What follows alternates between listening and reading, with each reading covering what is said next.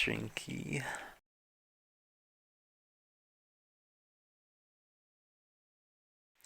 Have you looked into the YouTube, Google stream thing, Carol? Yeah, there's a couple of issues with it though. I think it blocks Germany. Oh, wow. That's for starters. I know, Goodness. yeah, so there's nearly one quarter of our player base. So that's one issue. I did have to use proxies to access it. The other one is if anything, it would probably only have to be for official stuff or streamers that don't show it. Because if you play anything with copyrighted, the you get like a strike, and then if you keep going, What? they close your whole account. It's terrible. It's just a little too restricted. Yeah. Wow. The music is usually what gets people. Yeah. Yeah. But on Twitch, at least you can, okay, you can stream and show your music, and they'll mute you after, and that's it. It's done. Yeah, that's not a big deal really, but like as far as like YouTube giving strikes against your account for playing songs and stuff is crazy. Not a big fan of that. I'm also not a huge fan of the layout. It's kind of Yeah. like, I don't know, Twitch. I guess I'm used to Twitch and everything is.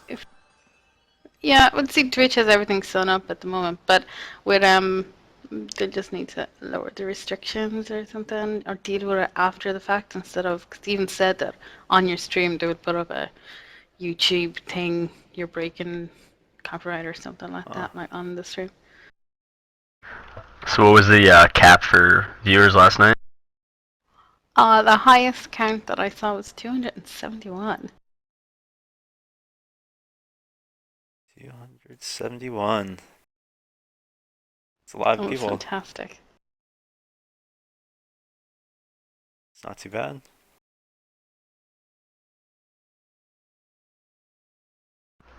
Pretty solid.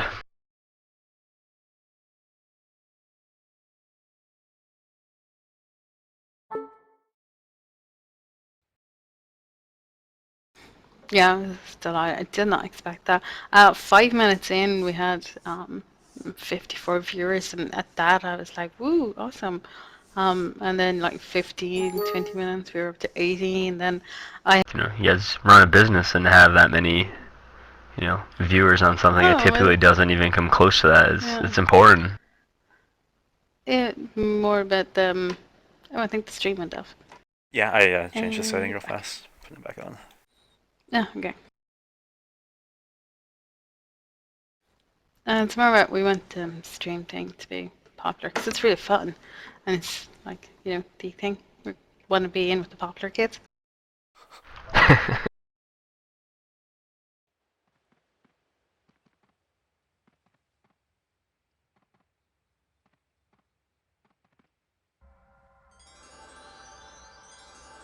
I scaled my resolution back again to 1920 by 1080. Looks a lot better on stream than the terrible 4K. It's just so weird playing with it. I feel like I'm playing in like 800 by 600. I thought about buying a 4K monitor once you were talking about it, but I don't know if I can like change my resolution around and stuff like that. What do you play at now? 1920 by whatever that high one is. 12. I really think it's... Yeah, by 1280. Yeah, that might be a little hard to get used to. 1920 by 1080. Yeah, 1080, yeah. Because that's literally double. 4K is double that, so it's crazy. I went to 2560 by 1440 after the 1920 by 1080 one. Got used to that, and I went up to 4K. But I really like the 4K now. It feels like normal. How's it for non gaming related tasks? It's really cool. You have so much desktop space. It's ridiculous. Like you can have like 3 windows open. I can have like a Word document, an internet browser, and like an Excel spreadsheet open all at once. Stuff like that. Really wanted to. It also helps to have the 2560 or whatever, 24, whatever the other high resolution monitor. I have it set up as my second monitor, so I have 2 like massive resolution monitors side by side. Yeah, as far as like, I don't know, some applications don't really work well with it. But I think that's just because high resolution is kind of a newer thing, and applications kind of have to, the developers have to work around that. But most things work really nicely. It'll catch up. Yeah.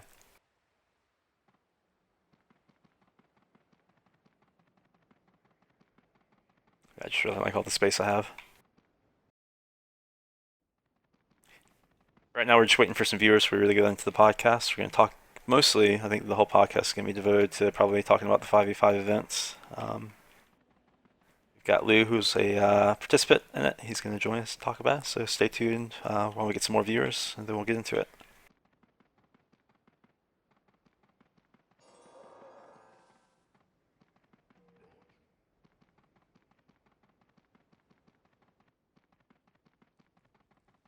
Figured we'd take a little RVR run while we wait.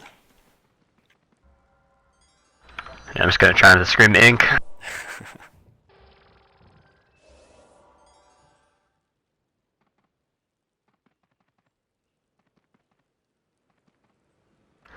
I mean, you saw the residual spillover of the tournament last night, just in RVR and stuff like that. It was, people were playing until like 2, 3 o'clock in the morning, when typically it maybe slows down a little bit. Oh, really? But people were excited, man. I know you guys took a break, but like after Joel took like a 2-hour nap, he came on and it was fun. I went and got a big old ribeye and put it on the grill, and then conked out after that. Mm-hmm. It's done. Mm-hmm.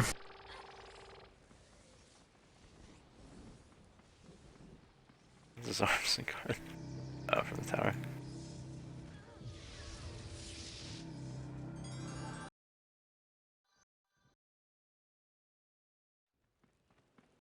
I've just been getting PMs after PMs of like tournament ideas and what people want. Like, like never thought this kind of thing was possible, and they're just like astonished at how well it went and everything. That's what a lot of people are saying. They're like, well, we didn't enter a team because we didn't think it was going to happen. I was like, why would you say that? Like, why? I don't know. I've never been let down by a community event. If they say it's going to happen, it's going to happen, and let's do it. Like, if it doesn't work in the end, it doesn't work in the end. Yeah, I don't know. There's no harm if you did register and it didn't happen.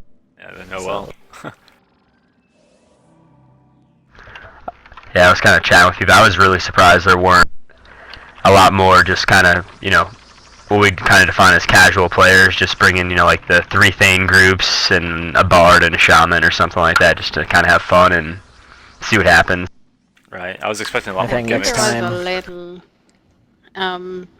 I know a couple of people that I talked to said just casual players that they didn't want to go up against the hardcore and look like fools, but it was not that at all, because there was a couple of not thrown together teams, but people that hadn't played together before that said, well, we want to be in on this, so and they did very well and enjoyed every minute of it. And today those casual players were like, why didn't I go? Yeah, I mean, there were all sorts of skill levels. Like, there were all, broad spectrum of skill levels there. So, I mean, even if you're not the best player, there's nothing wrong with that. You just want to have some fun. You'll be able to have some competitive fights with people that are probably your level, especially if a lot more people join. Obviously, that broadens the amount of people probably closer to your skill level that you can find in a fight. I would agree too, and some of the groups that maybe didn't do as well, they run pretty regularly too. Just like you said, group composition and kind of just how they went about it. Like the purple group that didn't necessarily fare as well. They're a pretty good late night group that runs late U.S. time that is usually pretty competitive and has a solid group out. Definitely kind of expected a little bit more from them in terms of how they were going to perform, but I definitely could see some other groups that are similar casual players that would have fared just fine. So. Right.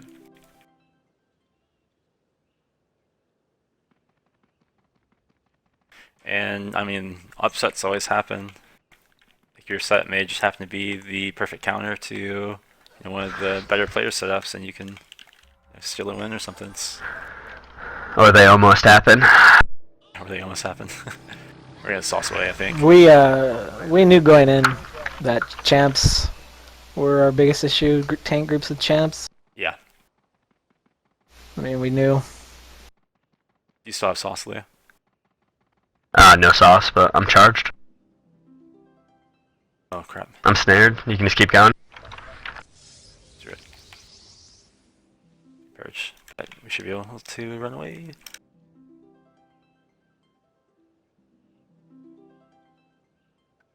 Should be good.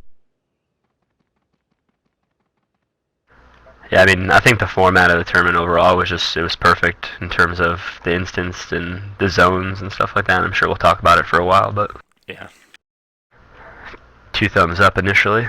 Nice. I think one of the biggest like compliments and feedback that I heard is that Don't go. Run. Yeah. Well, guess you're kind of dead now. Maybe you can get on a horse while they go through this warp. I don't know. Run. yeah. I've never even seen this guy, man. Rank 13. Yeah. Must have just re-upped. That 5v5 tournament, dude. Got him back. Got him back.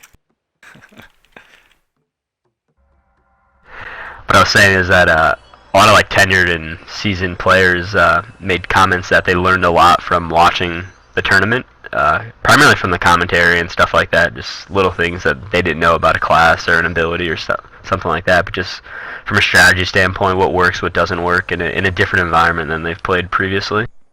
Yeah, I think that was like one of the coolest things about the tournament is the fact that it's, you know, the Mordred rule set. No one really knows the meta at all because obviously they can't play that rule set normally. So there's a lot of big question marks that hadn't been answered, you know, before the tournament. So Yeah, I mean, it'll be testing, created yeah. as these things happen. Yeah, that's really cool, I think. Yeah.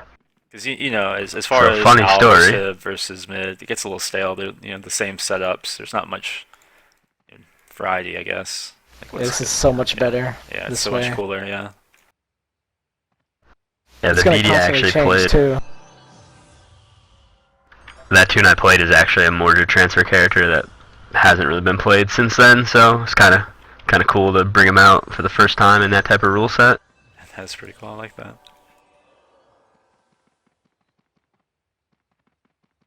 I was kind of worried about your setup at first, Leo, but it seemed like you guys did pretty well with it. The tanker with the BD in the back, because you were able to get open quite a bit against a lot of groups and put out a lot of damage.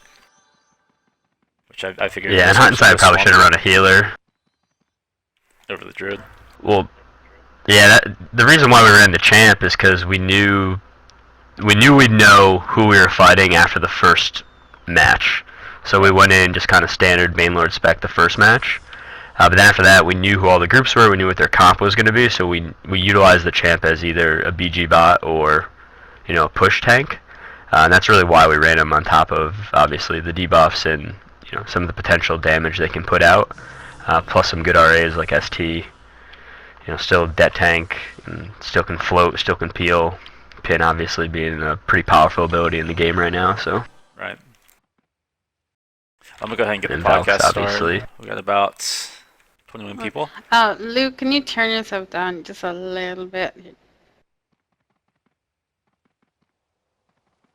Just the tiniest bit.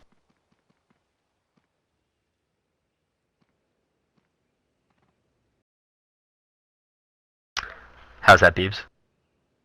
Oh, that's perfect. All right.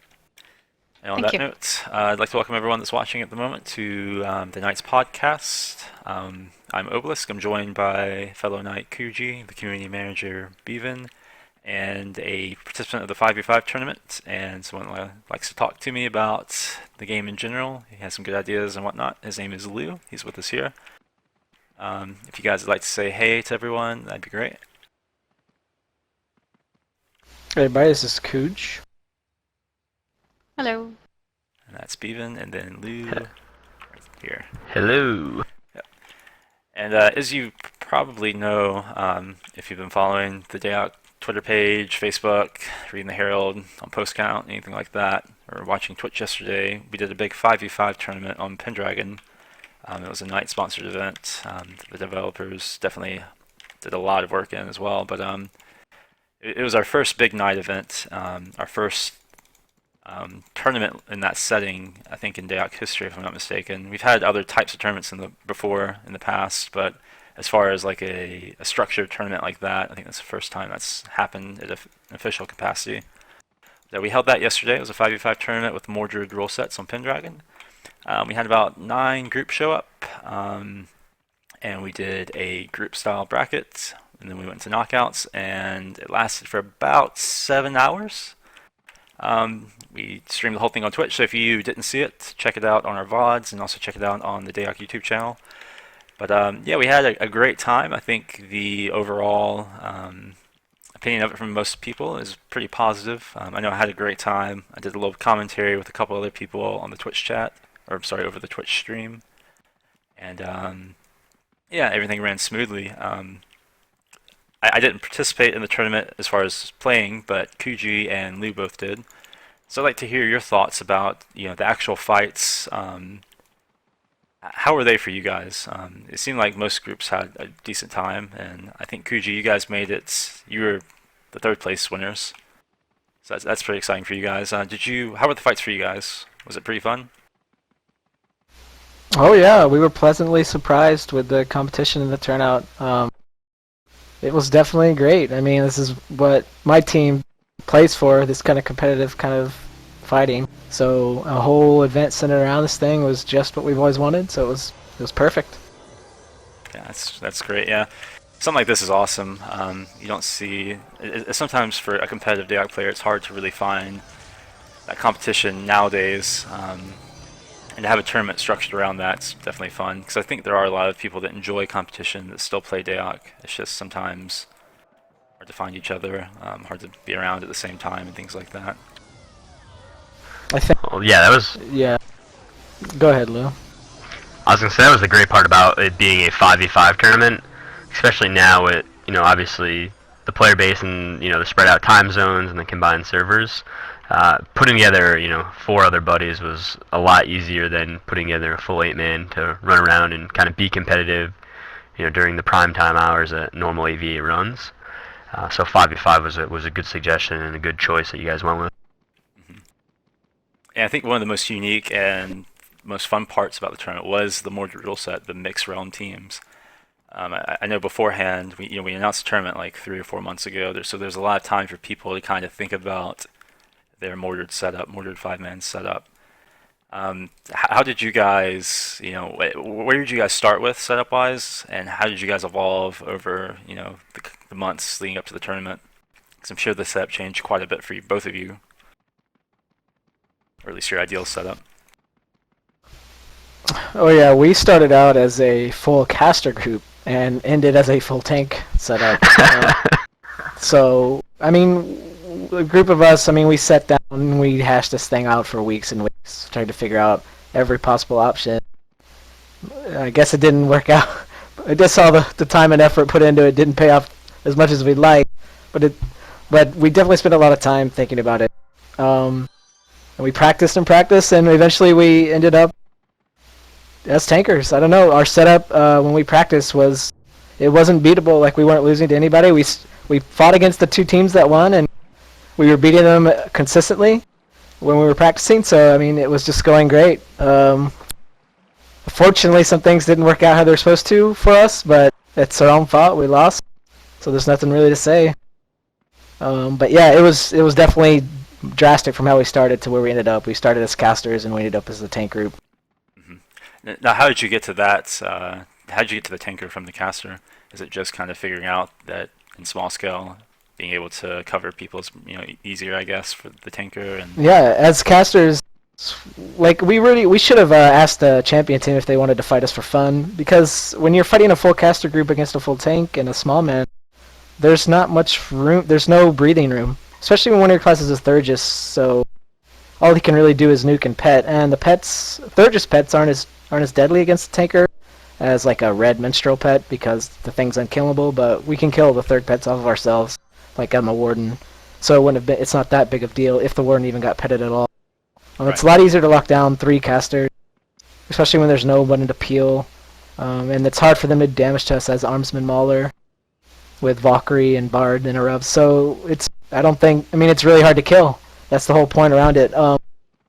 We had we had 3 pet scares, and we were able to control pets that way with CC and pet scares indefinitely, since pet scares a 5-minute reuse. So we would always pretty much have one up as like clockwork. As soon as the pets would come back in, we'd have somebody else pet scare, but it didn't work out, so our Mauler went Battle Master, and I guess they tried to throw a weapon instead, but it kind of got messy. Right. Yeah, that was a big issue, I think, for you guys, is the pet scare not working properly due to the Mordred rule set. That was something I was unaware about. Apparently on Mordred also, the pet scare never worked. I think it's probably due to the way the pets are coded. So if I remember correctly, I think on Pendragon, with the Mordred rule set, you could like F8 your own pets, so they didn't function the same as they do on live. Yeah, I mean it's part of the game. I mean it's our own fault. We should have played Pendragon, and if any of us had played and tested it there, we would have noticed it. Right. So yeah, I mean we have no one to blame but ourselves. Yeah, Warguard never worked on Mordred. Warguard I was also? A pretty active Mordred player. Yeah, or just the ML line as a whole. Okay. It was pretty lackluster, to say the least. So all the pet scares and stuff like that. I mean, at one point in time, if you Bane spiked, the enemy group you were fighting would also get the Bane spike. So they made some coding improvements, but obviously the server's been dumped for extended period of time. So all those old bugs and glitches are still active. So actually, it's not even something we really thought about, but after kind of hindsight, when we were talking about it and kind of reminiscing about the old Mordred days, that was something that we were like, oh yeah, I remember that, and we we're like, oh. Yeah. A bunch of us were non-Mordred noobs, and our only Mordred player was like a very early player before a lot of the stuff was introduced, so it just didn't even cross our mind. It's just how it happens. Right. So it's funny, Kuj, you said you went from full casters to full tank, so we started as full tank, and we almost went full casters. We actually changed our setup about a half hour beforehand when we were on the Pendragon test server, and we were messing around. We were going to do Thurg, Sork, BD, which was obviously very close to what the winning team ran. And I don't know if you guys saw it, when we were in like Gothwait, we were petting each other with the Thurg pets, and they were just running super slow. So we thought maybe there was just an issue with the Pendragon server and the way pet pathing was in some of those zones, and then kind of changed it up last minute based on what people are comfortable with and what we thought would be viable in that kind of small man form factor. Yeah, our setup changed so much. We had pack healers in there, we've had Sorks, Mentalists, BDs, we've tried all killers and druids. We did everything we could think of. Like I said, when we were practicing, the setup we ran for the tournament, it was absolutely untouchable. That's why it was crazy. It was touchable by champ groups and savage groups that gave us trouble. Tankers, full tank group. That's why we knew going into this, if there was going to be a champ group, then we were going to have to adjust things. And we recovered barely, but half of the team had already given up at that point. I don't know how it was against you guys. It was an epic fight, man. I mean, I watched the stream again. I was like, maybe it's just my screen, and you were at 0%, and everybody's like, it's over, it's over, it's over. And then you healed yourself, you res somebody, and then it was over. Except, you guys got the W. It was definitely, it was fun. And the reason I thought it was so much fun is obviously like when you guys run your 8-man and counter crew and stuff like that. You're obviously, I have no problem telling you, you guys are some of the best players in the game. And typically, when I fill out groups on live, I need to, grab some random players to fill. Oh yeah, I understand. That may not have the strongest, group cohesion and stuff like that. So be able to kind of go head to head with you guys and have a fun competitive fight was really what made the tournament what it was. It was great for us too, man. We loved it. I mean, like I said, that's why the 5 of us play. So. I mean, we don't care who it is. Competitive fights are awesome fights. Either way, it was great for sure. I mean, when we lose, we analyze and analyze and analyze. And we come back and figure it out again. So I mean, it's just no discredit or anything. We just played sloppy. We should have had a better strategy for it. But I mean, that's on you guys for making us almost get ripped. Yeah, we're talking like group setups. Hindsight is 2020, but we should have run an AUG or a tri-spec healer instead of a druid. Just a high, like a 40-men healer. Still get the near sight cure if necessary for the BD, and just run CL buffs and charges on the BD instead of worrying about the druid and rebuffs and stuff like that. We would have picked up an extra sojourn and extra phase shift and probably helped us out a little bit better. Our druid was free a lot and had good positioning pretty much throughout the entire tournament with the exception of one fight. But from a setup standpoint, just from utility, there was a couple times where we had people mezzed out indefinitely with only a bard pushed all the way up. That's one thing On a- I hope was brought to light about the buffing classes, how they were represented in this tournament, and because it was, I mean, no groups really had one, and when they had one, it wasn't really performing. I think everybody was laughing at the cleric doing smite damage when it didn't even have any smite. Everybody thought it was a smite cleric, and it was just a buff cleric doing baseline smiting.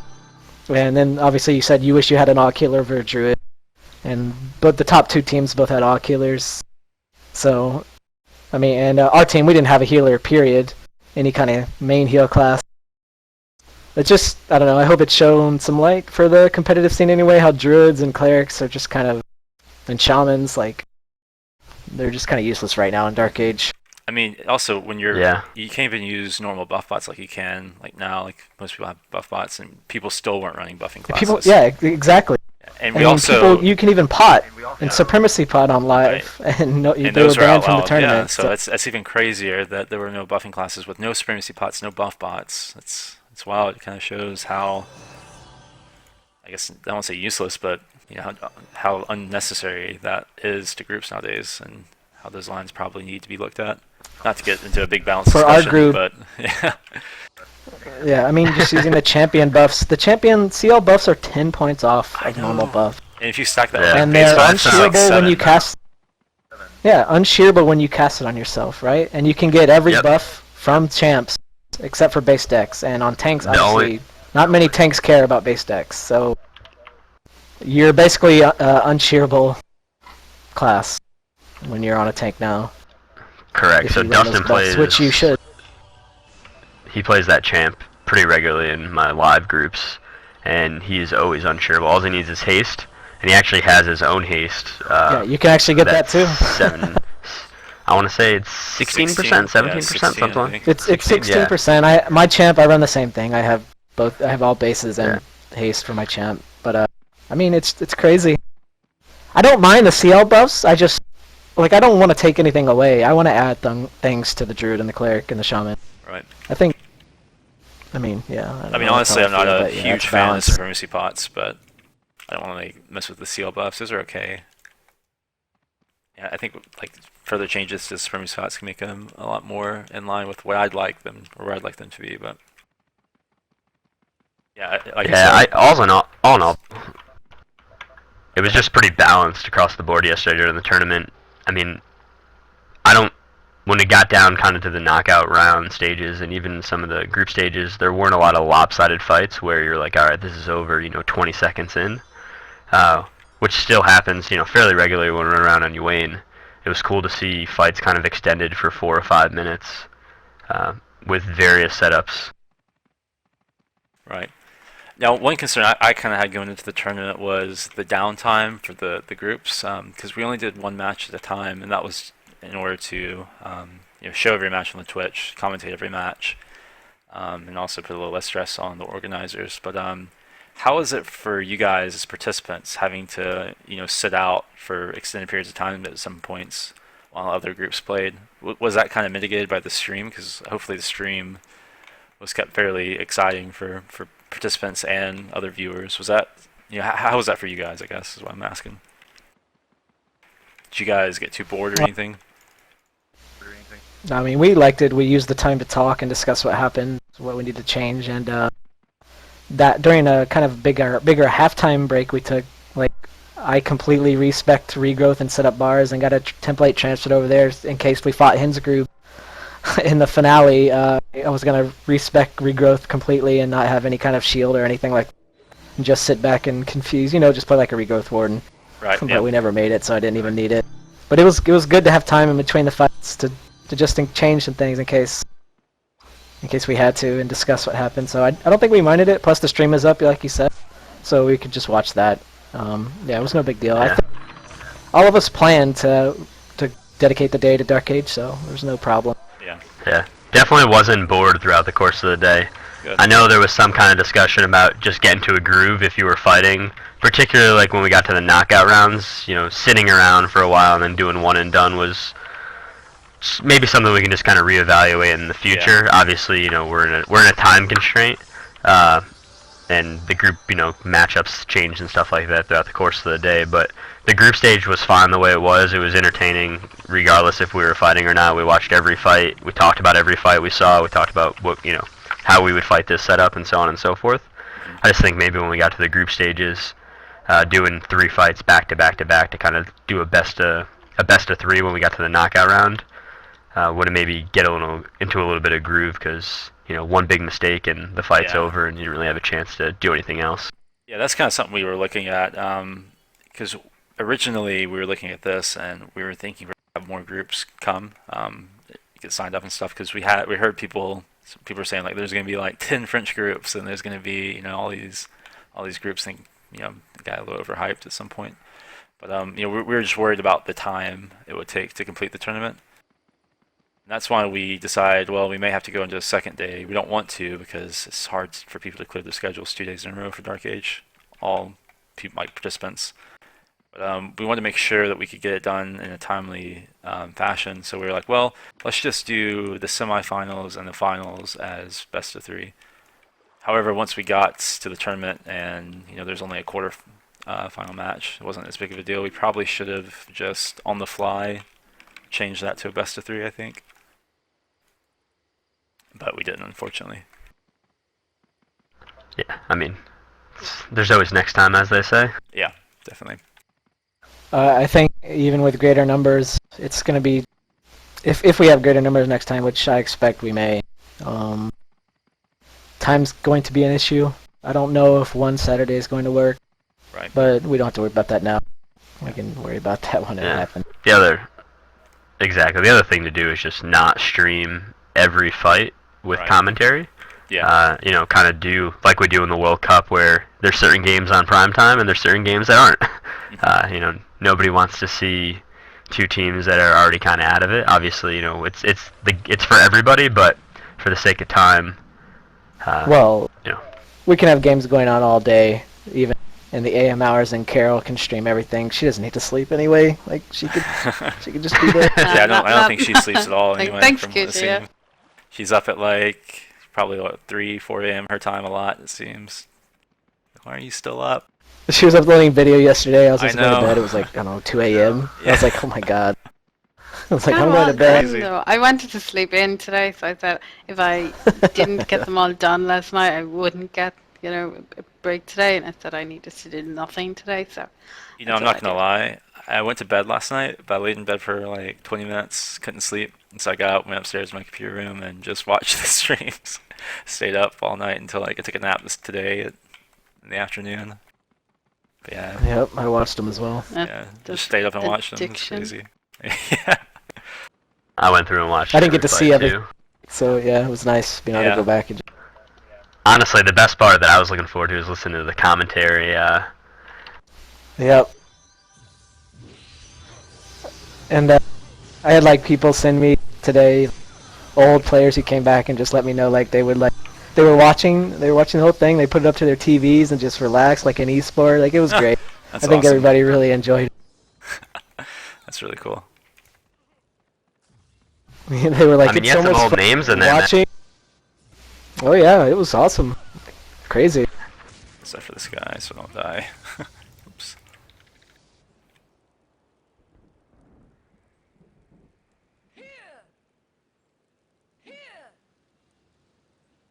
Yeah, I was going back just mainly to look at the Twitch chat because Carol had the overlay.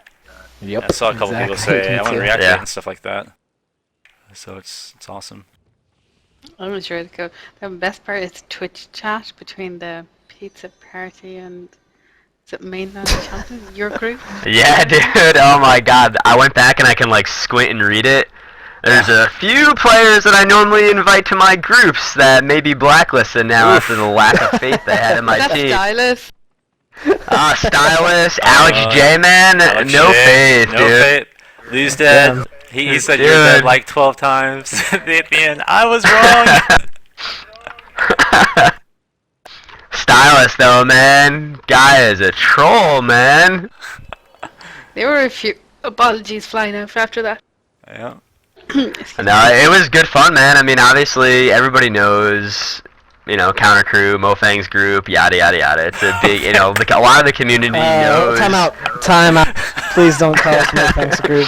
Actually, don't even call us Counter Crew. That's all over. It's all over. The pizza party, a lot of the quote unquote was everybody kind of classifies us as the hardcore players, hardly so. And we were excited to fight against you guys because you guys were Duke, man, and we were George Mason. We were trying to knock you out in the first round of the NCAA tournament, and that's what it was. And all honestly, man, 0%. If you died, that fight's over. All 3 redsers are dead. We go 4-1, assuming if everything else falls the way it is, and then we had a 3-way tie for number 1 out of that bracket. And then what would we have done? We would have done a King of the Hill 3-way battle on Agramon. Winner take all. Yeah, but that 5v5 to see how it advances. I mean, that fight changed the entire landscape of the tournament, man. So you saying you flopped for your team, man? You didn't finish them off. Yeah, I did. That and my bard. My bard didn't know where phase shift was, he said. Oh. Vegemite, right? Yeah, he hasn't played that backwards bard in probably like 3 or 4 years. Yeah. All I know is that pizza party mainline fight was awesome. It was a great watch. It was a great fight. I mean, honestly, I don't know why you guys don't get out there on Agramon. I mean, honestly, I don't know why you guys don't get out there on Agramon after that. Like, we do, man. It's usually we have 1 or 2 people that are really gonna bring us down. So with 5, I can always fill 5. I mean, trust me, Usually. every crew, even ours, has our share of people that Always that 1. Yeah. Or 2 or 3 or 4. I mean, can we get a death count, please? I don't know, Risky. I don't know. Risky loves the game, but his fire goes in and out. So he loves playing, and then he takes long breaks. Yeah. And he hadn't played in I don't know how long. Dark Age. He just came back for this. Either way, we wanted to play with him. He's one of our good friends, so he was just really not feeling it after that fight. Bottom line is that you guys had fun, we had fun, and I think even the groups that were 0-3 or whatever, I think they had fun too. So. Oh yeah, they did. Talked to a group that didn't win a fight. They had good fights, but they weren't able to win. And they told me they still had a great time. They loved it, and they enjoyed watching it after they were put out. Yeah, common theme is people liked watching it more than actually caring to play. Which, I mean, either way, it's fine. I mean, it's great. Yeah. I mean, yeah. If all we need is 12 teams, man. We'll do. If we're just gonna put on a show, we're alright with that. Yep. Yeah, I think the number of teams was perfect for the first go round. Yeah, it was. It's gonna be more chaotic if it gets crazier. Like the work on like John's end is gonna be really rough if there's a lot more teams going on. Yeah. Also, like he was like really on top of it though. He was really good about everything, like resetting everyone's RAs and stuff. And the porting by you guys, like I mean. Yeah, it was all John. He seemed like he had a great time as well. So. Yeah, he was talking to me about some of the fights too. He was enjoying watching them. He was like, "Did you see that? Did you see this?" It was funny. Yeah, I mean, listening to his comments at the end of the, after the finals and stuff like that, it's very apparent he's engaged in the game, in terms of a class balance standpoint. He definitely made some remarks that made me think, hey, I'm gonna look at a couple classes that may need to tone down, or maybe the lack of certain classes that we thought were pretty solid that really aren't. Yeah. Like now on your traditional Hib small man is mentalist, bard, something else, and the one mentalist in the tournament didn't really do too much, and a lot of groups decided not to go with them. Something maybe to think about, some classes to look at and stuff. Yeah, the first step I thought was going to be really good. I had a minimalist, but the more I think about it, it was like, I think it was Airthurg, SM, minimalist, healer, bard. But the minimalist just brings so much repetitive utility that other classes already bring. You may as well just go for something else, like a bone dancer, like Ken did. He ran the step that I wanted to try, except for he took out the minimalist, put a bone dancer, and that way you have the passive interrupts and Apparently you can. What spec was he running on that BD? Did anybody see? Did he have blue pets? Because obviously I couldn't click on him. Or do you have gray pets? I can't remember. I'd imagine Who, it was the like BD? 46 dark or something. Yeah. Yeah, he Did had he run blue 4 to 6 pets. dark? Yeah, I think so. I really liked Sato Ramo's Sork BD. The Sork would cold debuff for the BD, and the BD would obviously instant body debuff for the Sork. They were able to put out a lot of, like, quick damage like that as well.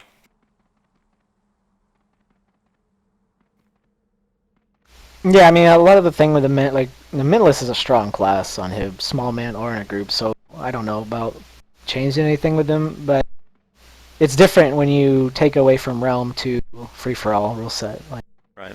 Mints don't really mesh well with any other class on a different realm at all, and they only mesh well with their own realm, which is outclassed by other realms, so it's kind of odd. It's a class that's actually good, it just couldn't find its way in a 5v5 free-for-all tournament setting. I had a team that we ended up flopping due to people not being able to play, but we were trying to figure out a good group set, and we had Pizza Party's group in mind because we figured they were going to be one of the harder groups to fight, and we knew their setup was going to be that tank setup. And our setup actually, at the end, what we really wanted to try was Fire Wizard Lightment Channer, just to see, because you guys didn't have heat resist. And we just wanted to see if we could just... We had CLs, but yeah, and the bar. Yeah, we just wanted to see if we could, like, scare you to death, like, make you guys have to be very careful about pushing in. Because, you know, we were doing some testing, and that wizard damage is just insane. Even against, like, a Mauler with, like, Mauler buffs and stuff like that. Yeah, we figured almost every group would either be nuking body or spirit, so Yeah. we weren't bothered, really, by not having those resists. Right. So yeah, pretty much.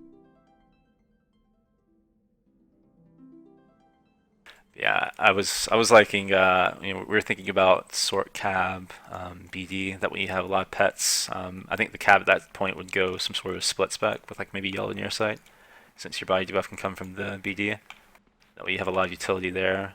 You have a disease, which is important. I think not a lot of groups had, not a lot of the caster groups had a disease in the back, so we were hoping that would help stop some of the heals and stuff. I expected more Would it- Thurgists.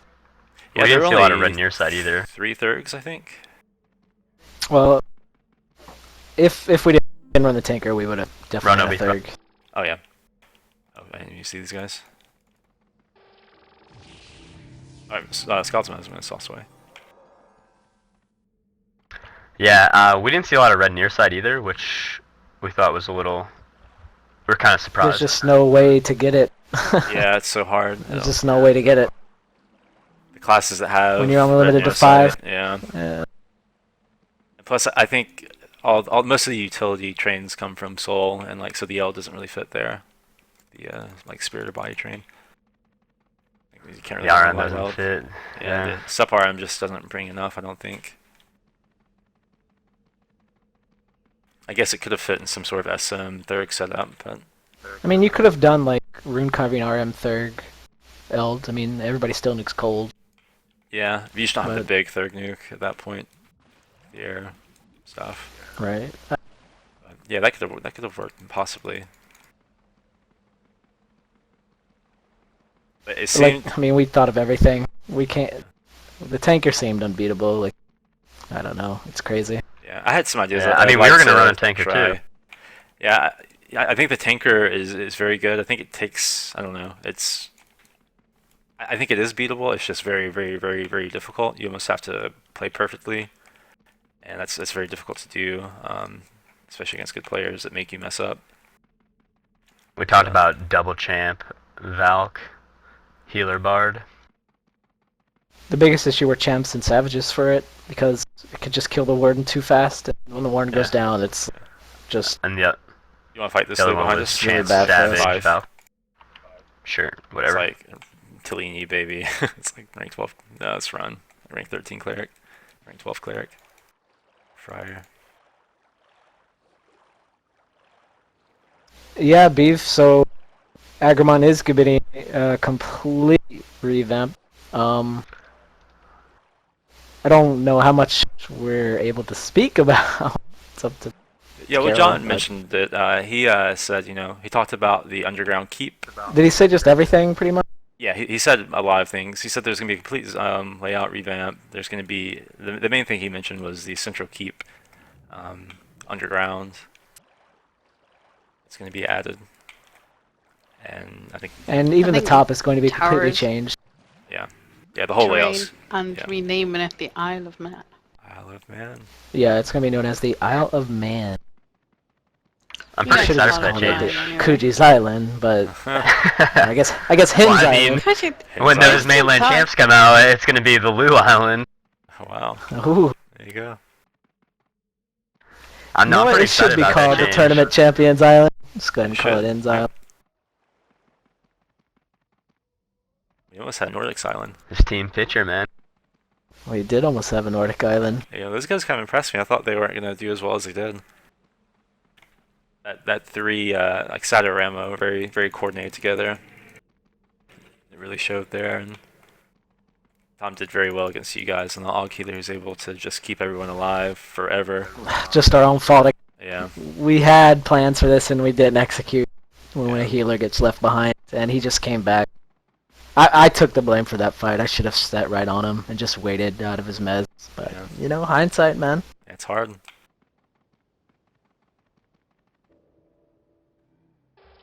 We saw a lot of like standoff fights, which I thought was interesting. I'm surprised.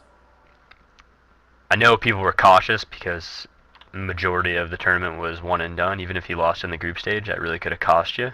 Mhm. We didn't see super over aggressive play. We saw a lot of circle fights. Yeah, the caster v caster fights are always going to be sort of very cautious. Who pushes, who pulls, who gets the initial pressure, who's able to maintain pressure. Because I think there was a couple fights where one of the caster groups would end up having to pull, and then at one point in the fight, something would just flip, and then they'd be pushing the other group, and then they'd change momentum a couple times throughout the fight. It's very interesting to watch fights like that. And what it seemed like is if you had a Thurg and you were fighting another caster group that didn't have a Thurg, the group without the Thurg just lost. I think the Thurg and the caster groups really just set the other groups apart. However, in the a Thurg versus a tank group, I would have really enjoyed to see that, but Kujii's team was never able to fight either of the French teams with the Thurgs. Yeah, We didn't we fight should a have thug definitely either. asked them to fight for fun, Yeah. just to see. Yeah, I'd like to see who wins that, because obviously Nordic's setup's a little bit better versus you than I think Hens would have been. I mean, they Well, actually the Hin setup would have been harder for us had Pet Scare, hadn't, because the Minstrel Yeah, Pet true. would have done nothing, or the yeah, BD you're Pets. right. That's true. You guys were able to kill the Minstrel Pet the first fight too. It took a little while, but Quell was It able took to- too much effort. We were like, Yeah. Yeah, but when you guys It's not didn't kill worth it, the Minstrel was just able to leave his pet on the bard, and then the BD just put his pet on the arms and was able to yeah, get so much Minstrel space. just sat on me. Yeah, Minstrel sat on you on the bard, and like the pet But and the Minstrel there's no killed the answer, bard. Yeah, Yeah, there's That's just, very I hard. mean, taking we the just had no Mauler answer. out of the fight for like 2 minutes is. I mean, we know how Easy. stupid it looks as a tanker running around with pets that we couldn't do anything about, but that wasn't in the blueprint. Right, of course, yeah. We know it looked really stupid, but that wasn't the plan. Right. A lot of planning went into it. Unfortunately, we just screwed up. Yeah. Very important ability. Not working is kind of an unfortunate thing, but at least we know next time. So if we were gonna, Go ahead.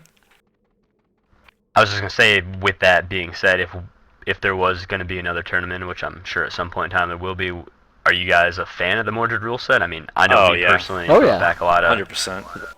If I have anything to say or do about it, the Mordred's gonna stay for It's the got to be tournament. Mordred in my For opinion. sure.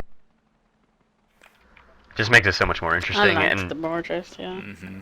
I think as more and more groups come out and more unique setups come out, there's going to be less of an overpowered group setup. There could have been a couple groups in there, man. I don't know. Somebody said in the commentary like a 4-Thane Bard group. Yeah. that'd be Even interesting. still, there's too much disparity when you lock realms. Hib small man's really good compared to like a mid small man, so it's just not fair. Yeah. I'm It gonna wouldn't have set been this good guy at off. all. There's a Sork up top there. Looks like a Coming. cleric. Oh, it's that baby group. It's bad. See if we can get out. See if we can get out. Oh, I'm not gonna be able to. I'm out. Go. Okay, yeah. I'm not gonna be able to jump. I'll take too much falling damage. So give me a sec.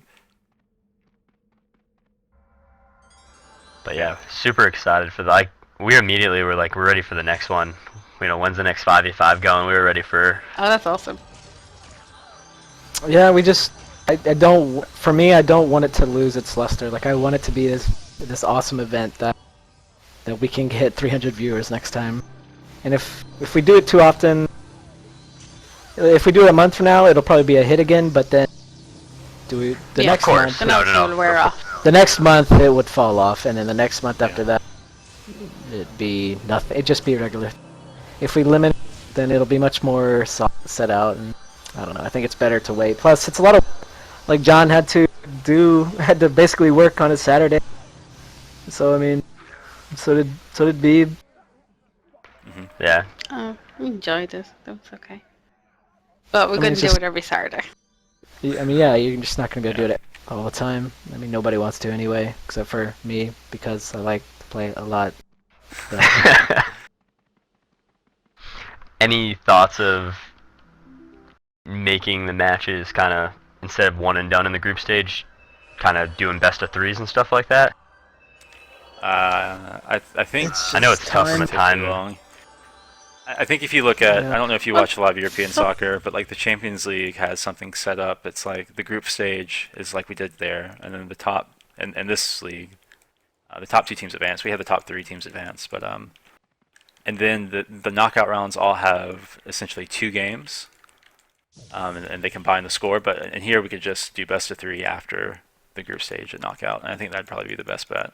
But I think doing like, you know, best of 3s in the group stage is just going to get really crazy, and I think the group stage is fine as it is. There's enough matches there, and you know, someone has to get eliminated. Fortunately, we had, you know, top 3 teams advance, so not a ton of people got eliminated off the bat. But it's yeah, I think it'd just take way too long to do like best of 3 in the group stage if that's what you're talking about. Yeah, I think some of them mentioned well, it depends on how many would signed up, but to do like Monday night Group A, Tuesday night Group B, drag it out, then at the weekend the final. So not everyone is in all the time, every time, but it drags it out. Yeah, the issue I see with that is, and one thing I was really worried about trying to schedule the tournament is people's personal schedules. People have busy lives and stuff. I mean, you know, we had a lot of schedule issues, people not being able to play because, you know, they can't play this Saturday, they had work or something. And I think saying, you know, sign for a tournament, but we don't know which night of the week your group's gonna have to play, so you're gonna have to be open there. It's gonna, I don't know, it's just kind of hard to have everyone's schedule align. next time we can announce the next tournament, we'll make sure to do it months in advance. A lot more months than we did this time. Right, and I unfortunately mean, this time we had did to, kind of announce. Yeah. Yeah, that's true. The date change was kind of Yeah, not cool, yeah, I agree. but it happened. Yeah, Kind of part of life, though. I mean, if people want to play, they'll, you know, make reasonable accommodations to make exactly. the adjustment. Wasn't stopping pizza party. stop it. Sorry. Only Nordic group stopped that party. No pepperoni got delivered. Just basic cheese, man. So, in hindsight, Kuj, would you change your setup? Oh yeah, well, I mean, if for next time, if it's the same kind of mechanics, but I'm sure there's gonna be class balance changes and everything by then, so it's hard to say. But if it was tomorrow, we would be running a full caster group instead. What type of casters do you think you'd be running? Definitely Thurgis. Probably a Spirit Master. Pretty much close to Hen's group. I don't know if our last slot would be a BD. Yeah. Could be a Mint. I don't know. We'd have to see. Because honestly, I personally am not a fan. They put the BD pets on the Armsman. I don't think that's. I mean, we can negate an Armsman another way if we have to. Right. I don't know. Yeah, I think they did it because It's they not that didn't big need deal. to put him on the Bard, because the Minstrel's pet was just destroying the Bard. And the Minstrel was on you, so they just said, well, we'll get some space. But yeah, they had a different setup anyway. Yeah. Yeah, the But yeah, you're standards right. are pretty ridiculous on those Yeah. BD pets. Yeah. If you're a full caster group, I think the BD pets go So elsewhere. I don't know if we would have ran a beat, but we would have definitely run probably SM thirdest. I don't know, either Sork or Mint for the last spot. Some third combo. We don't is really like cabs. Yeah, we don't like cablists or any kind of class without any kind of defense. So Yeah, definitely understandable there. it probably would have been a Sork, really. Like Sork SM third or something, but who knows? Yeah, that's not too bad. And the SM can still body debuff if he needs to for the Sork. Just double Yep, debuff, not and a big then- deal. What would you do about the LD situation again?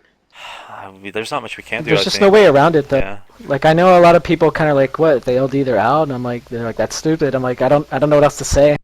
Like, It only affected one fight though, and I mean, It didn't even if matter, you right? LD, yeah, and if you LD'd, I mean, we had LDs against one fight, and hey, it was at the beginning of the fight. Everybody said, all right, cool, both teams have an LD, no big deal. If you LD in the middle of the fight though, I don't know. The issue with that Too many is things he to died. question. The LD Is it person purpose? died. So like it's is not it like on purpose? Is it an accident? it's very true. I mean, if you look I at mean, other it's just- esports, like they do online tournaments and stuff, if I understand correctly, I think the general rule is if you have connection issues, then that's on you. Generally, I think in StarCraft that's how it Yeah, works. I mean, Yeah, in the middle of a fight, I suppose there's not much you can do. Yeah, there's no pause in Dark Exactly. Age, so there's no yeah. option to wait. And like the tournament has to move on. Like we can't be waiting on LDs for 20, 15, 30 minutes. Like Right. we have to move on. Like the clock has to go. The day has to keep going. Right. Now, the fights where people LD'd Yeah. like before the fight even started, that was okay. And if an LD happened very early before anything really happened, and both groups decided they wanted to pull off and wait, that's fine. But the issue with the fight where the LD happened is he died as he LD'd, or the group killed him after he LD'd. So then we have to port him back, and that's just a little, I don't know, I didn't feel comfortable doing that. It was just kind of like, well, that's, at this point it's kind of tough. We had to have a rule for it, and that's just what we went with. I don't Yeah. know. I think that's probably the best way to do it. I wouldn't sounds the change it. best, really, yeah. I agree.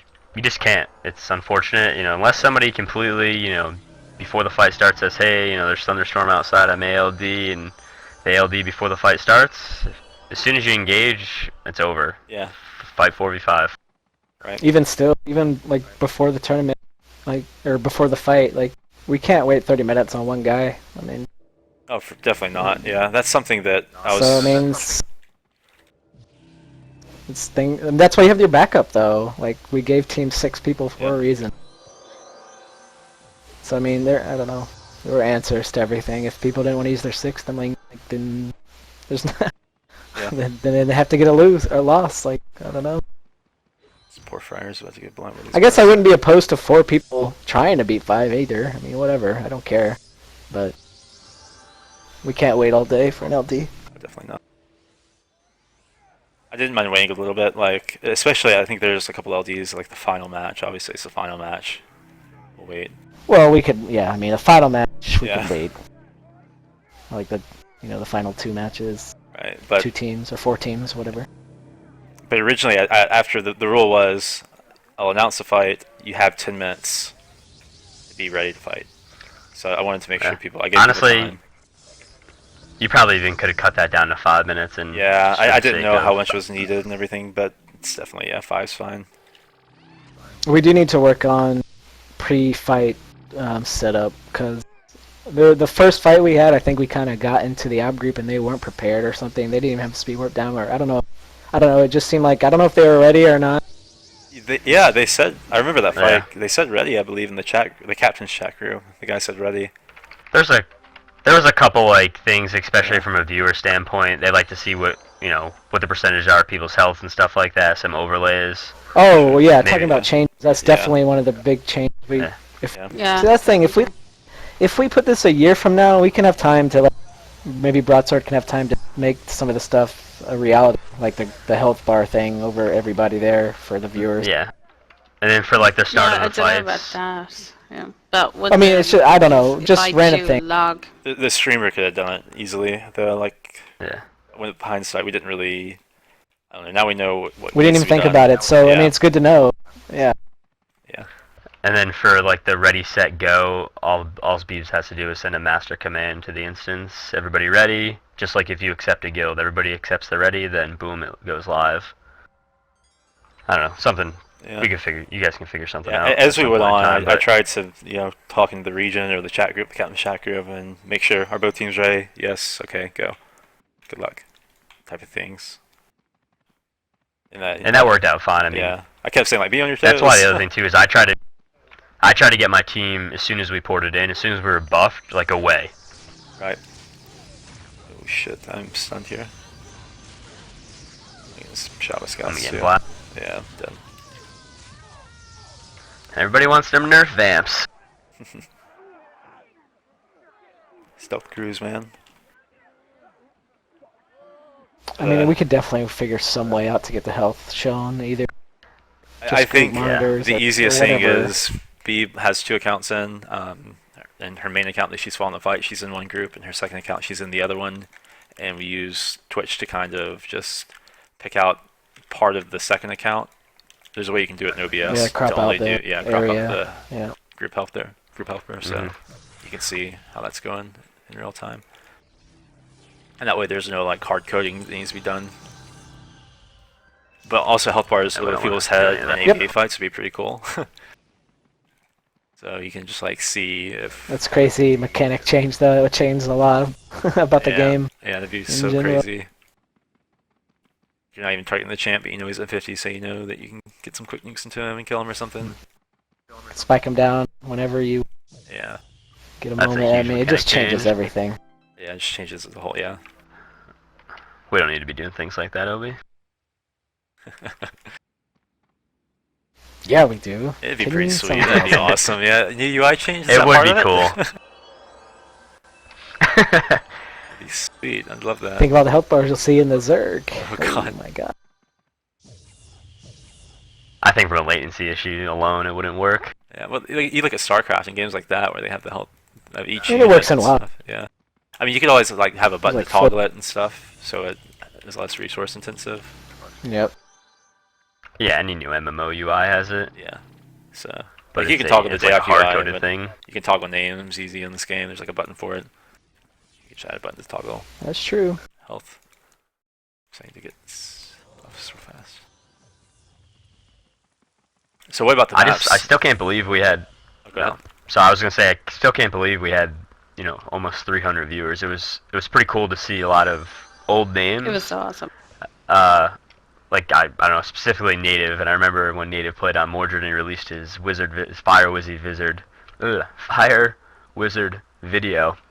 Wizard. Yeah, I like it. Fire Vizzy Wizard. Yeah, sorry. He was a pretty popular Mordred player, and to kind of see him come in, because our Druid Harls used to be in Wrath with him back in the day, to see him get into Twitch on a Saturday at 5 o'clock in the afternoon just to kind of watch us fight. It was just kind of cool to see people that invested so much time into a game who may not play that much anymore or may not play at all kind of get the itch to come back. I was really surprised there was that many people. Me too. Yeah, I remember think- looking down and seeing over like 200. And I was like, what? How did this happen? I think what me and Obi set out to do for the tournament, get people interested in competition and Dark-Age competition. Archer. I think mission accomplished. Archer Obi. I mean, Well, one of the things as well that helped us It's afterwards, terrible. a couple streamed. I think it was Amor streamed after the tournament was over, so it kept the flow going. And even now, you see your podcast is yeah, that's 50. good. 52 viewers nearly. Yep.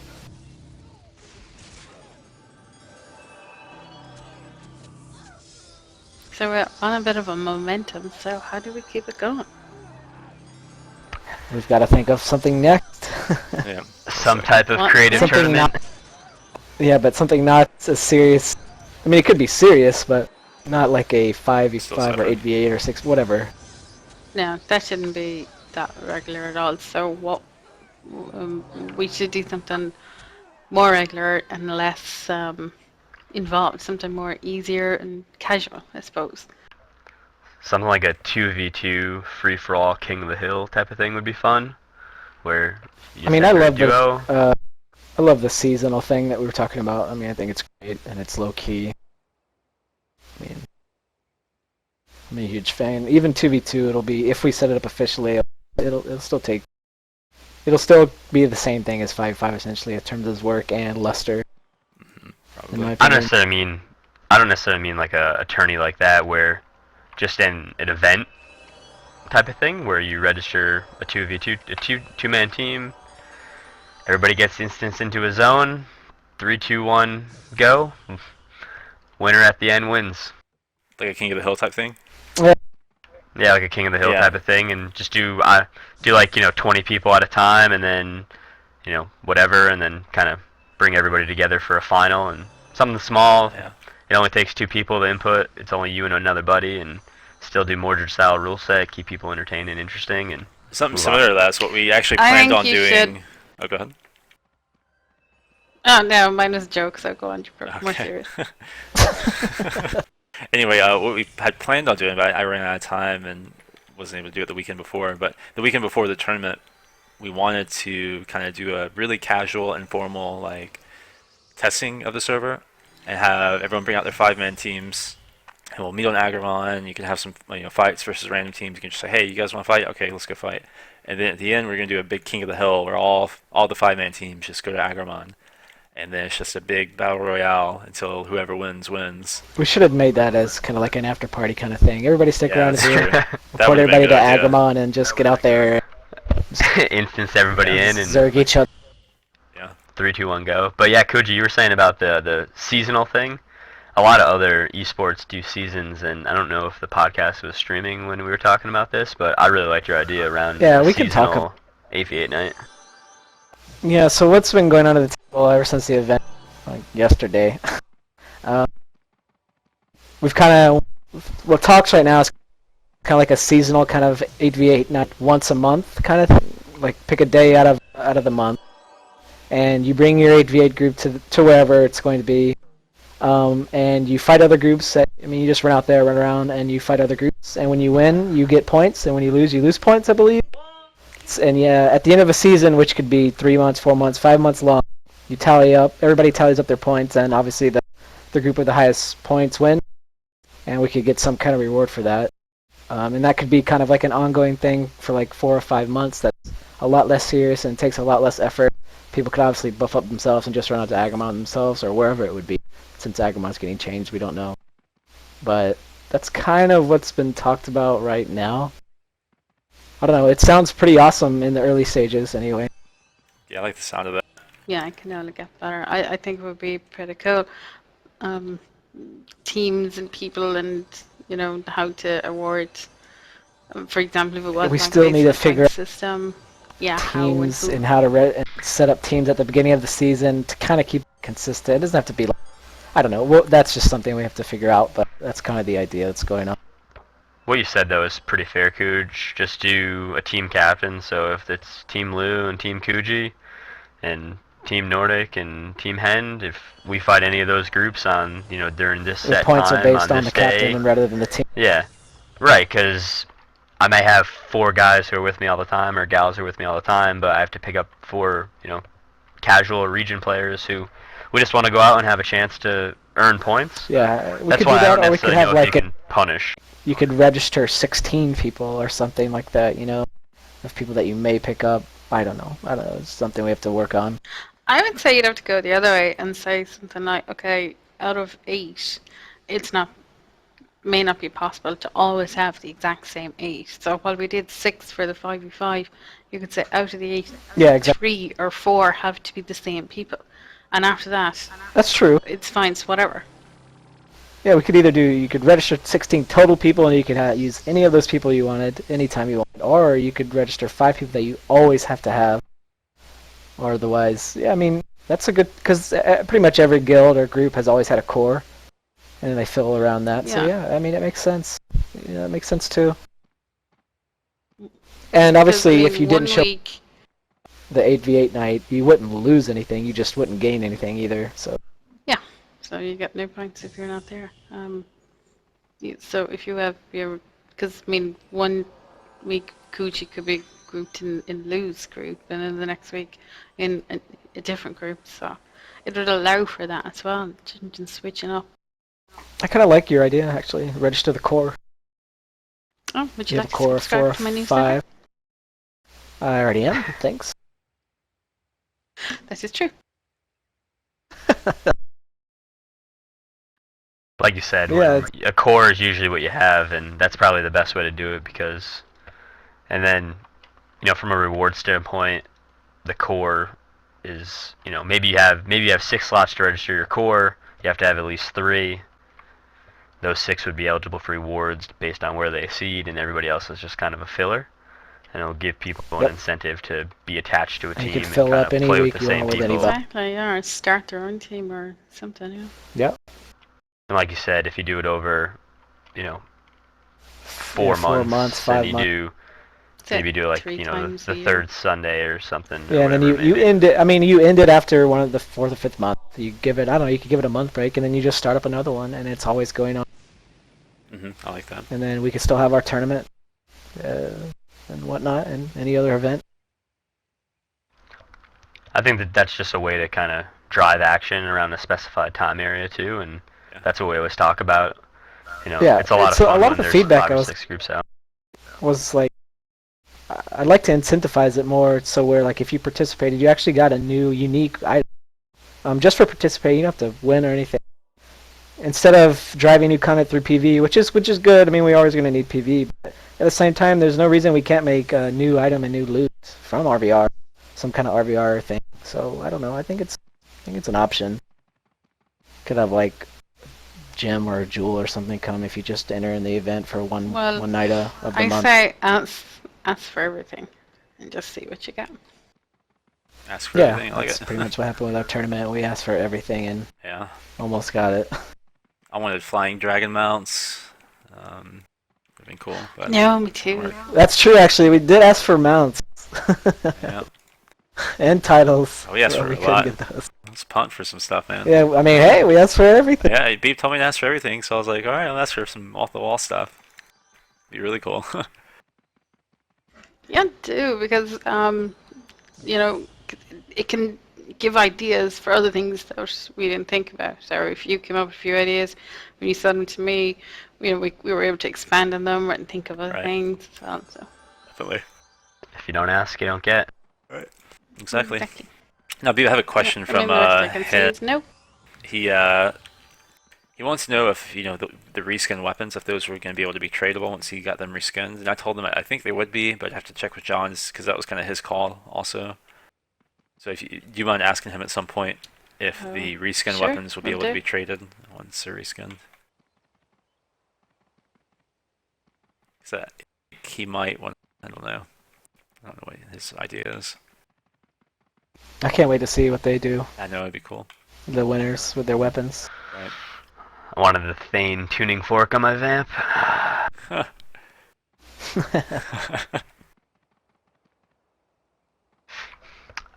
I was totally going with one of either, those old DF Chthonic Knight two-handed swords, Right. or the New Dom has connected. Spindlehala burning sword on mid for Yeah. my paladin. I was totally Yeah. going to New use Dom either has one of joined those. the channel. To be honest, I was actually going to get the old Gala Nightshade only S-March Stinger. It's like Yeah, that there's a lot of old, Galadoria really cool looking weapons as well. I've thought about that too. It's like sick. It's got like a purple glow around it. Nobody runs it. It's probably the worst weapon out there. It's like a 3.3 speed or something like that, but it looks awesome. Yep. I was trying to think of Some something of it cool, like can a glowies. BD pet weapon, maybe. Like I don't know if they are able to. Yeah, I make thought weapons about like the that. Dread Commander two-handed sword yeah, as well. exactly. That sounds kind of cool. If they were able to do that.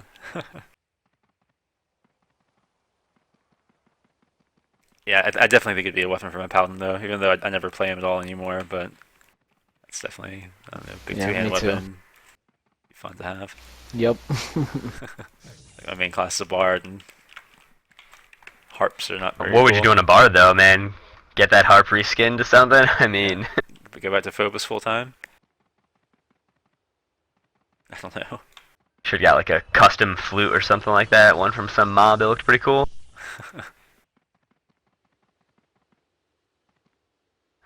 Man, I had so much fun last night though. I can't keep on. I know I keep on saying it, but really did.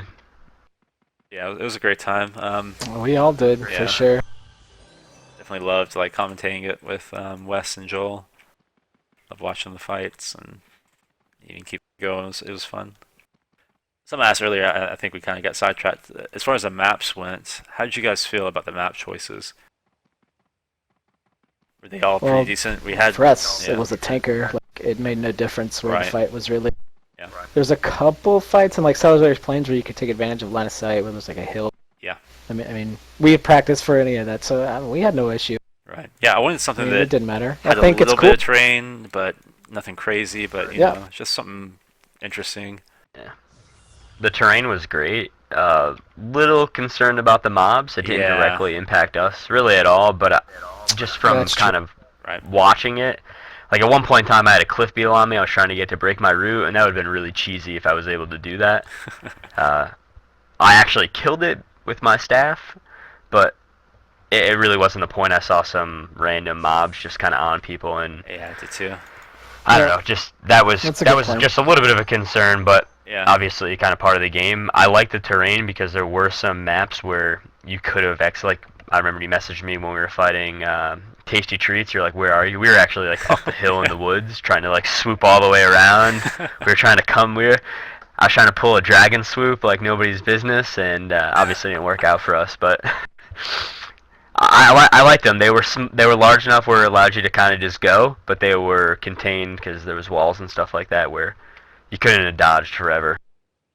Yeah, I mean, eventually, like if a fight never happened, like if people were just like kind of like running away from each other, I'd have been like, okay, guys, meet here, or get this fight started, because make sure the fight got started. But yeah, No. I just wanted to make the mobs are kind of an issue. I'll talk with John next time about to see if we can get those like permanently disabled, because I think he was like killing them at some point. He was like killing them as they like spawn during some fights.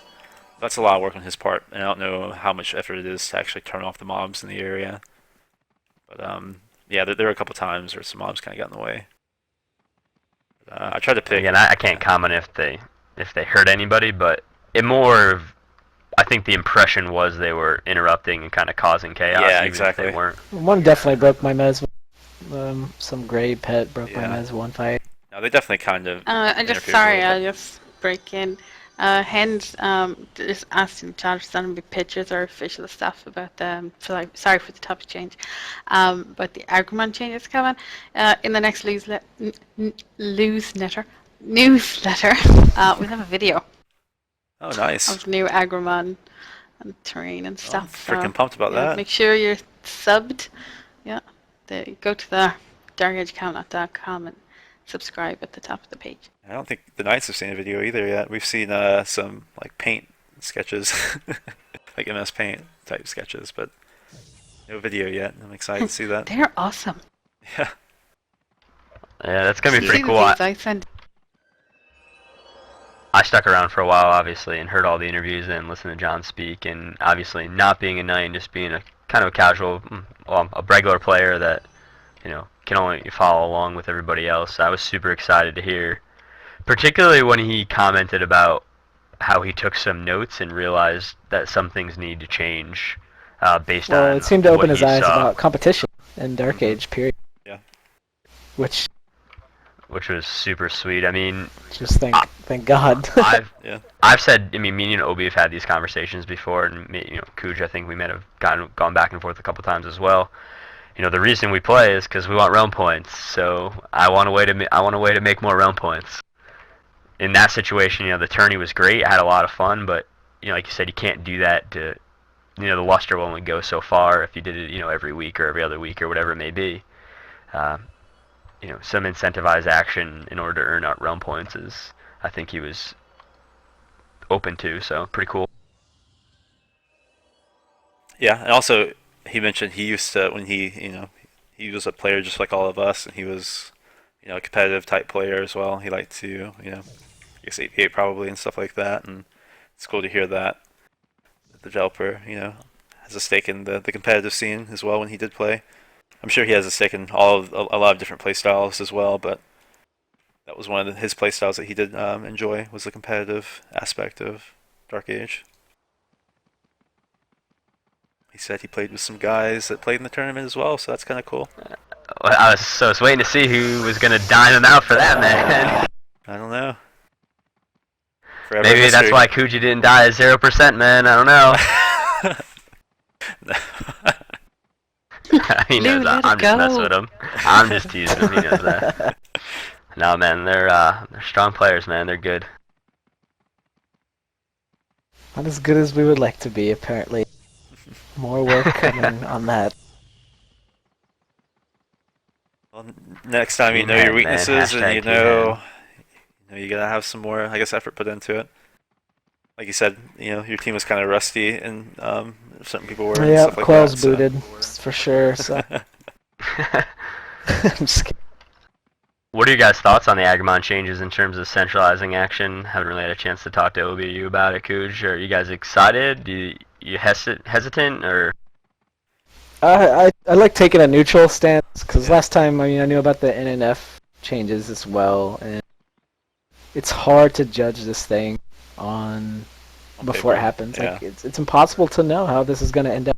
Because it all depends on how the people NNF play idea. it. Yeah, the NNF idea that we were like, oh great, no more towers, like a lot less towers, the ruined keeps, people can't run away. But it turned out like it did kind of backfired to me. I don't know, like now action was so centralized that these ruined keys and the towers are always getting taken, so it's hard to find action and port around all over the place. Like, so it's impossible to tell. Like I don't know the new changes. I mean, anything new looks exciting, but I don't know how it's going to end up.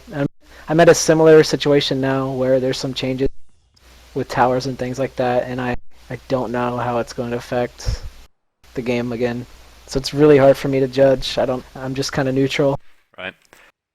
I mean, looking at the game as it stands right now, I think there are some issues with how the port situations function and all of that. At least that I'm not a big fan of. I'm not a big fan of the Agumon towers just because it's so easy for it's so hard to create action and to, I guess, force action like you used to. If you took what Krim and you took what's the other keep of their Bolg, there'd be like Krim, Bolg, Crow action. Like if mids took Bolg, Alps took Krim, Hibs had Crow, you knew where the action was. Like that's where people were. But now it's so easy to escape stuff like that and just port out to an aggro tower. You never know where people are going to be. It's very unpredictable.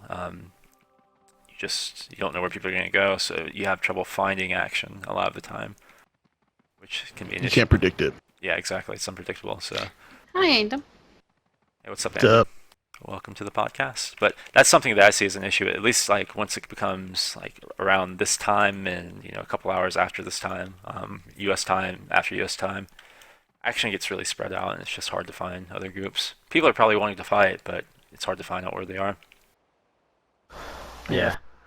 So, by listening to John speak, I don't know if you guys can kind of clarify for myself and for the viewers. So, is there going to be a keep on top of Agumon and then a essentially non-zoned-in dungeon below it? So, just like some areas probably where stealthers and solos will linger? No. Kind of like a combination of Labby and a tower? Or can you just kind of maybe clarify what he said? Because I was trying to pay attention, but you know how it is.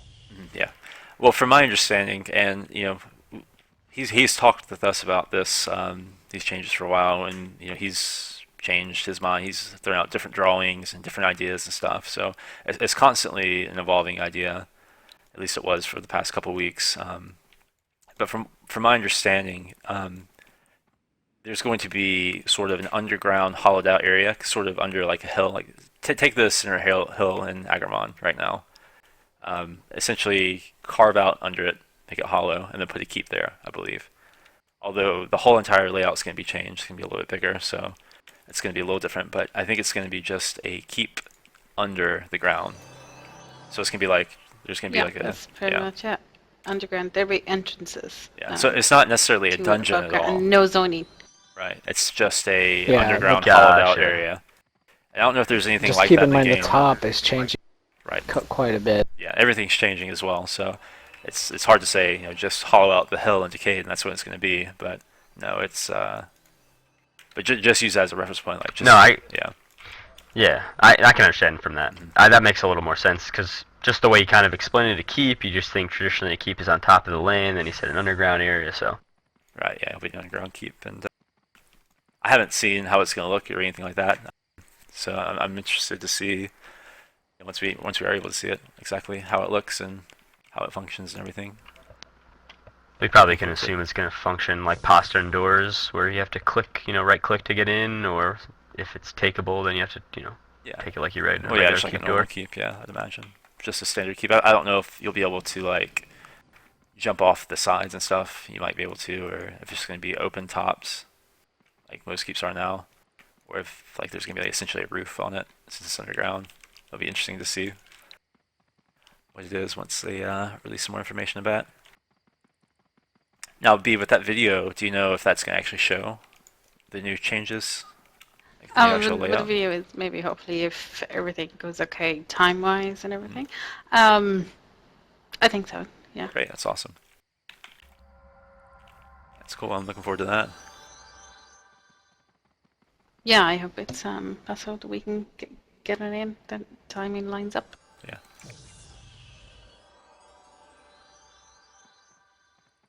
Can we do an MVP vote on the podcast today? I need to see what Kuji's vote is for MVP. Yeah, who do you think, Kuj? For what, the tournament? Yeah, the tournament. Oh, I voted for my boy, because he's on my team. Quell? Yeah. Nice, yeah. Overall, I think my vote probably goes. It's hard because Hin brings a lot to the team. When it comes to the actual gameplay itself and also leadership and things like that.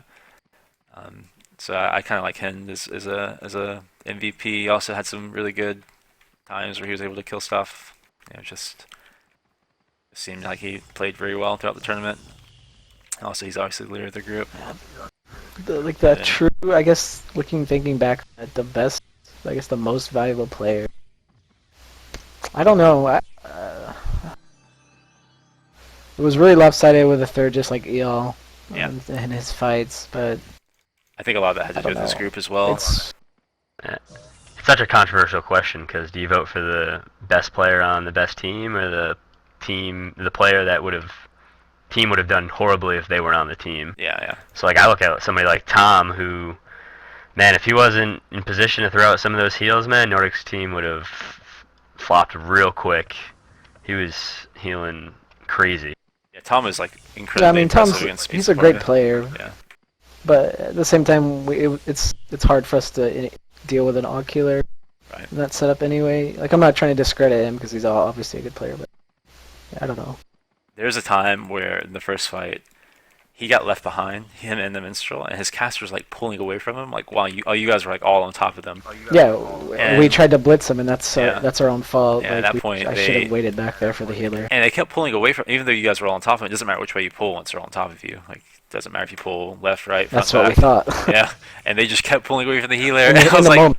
they're gonna die because Tom's not gonna be able to heal him. He's getting too far away. He's having to like plant and heal at Sork forever, and they're running away from him. I mean, we knew. I was caught. I was like, the heals are coming from the back. Somebody's got to turn them around. Yeah, I mean, it's crazy. I thought they were gonna get themselves killed though, kiting away from the healer, because they kept kiting that way instead of back towards. Yeah, I mean, I was always like playing way back passive, Yeah. and I just flew in at that Yeah. point when we Yeah. missed out the two guys to try to seal the envelope. Right. Yeah.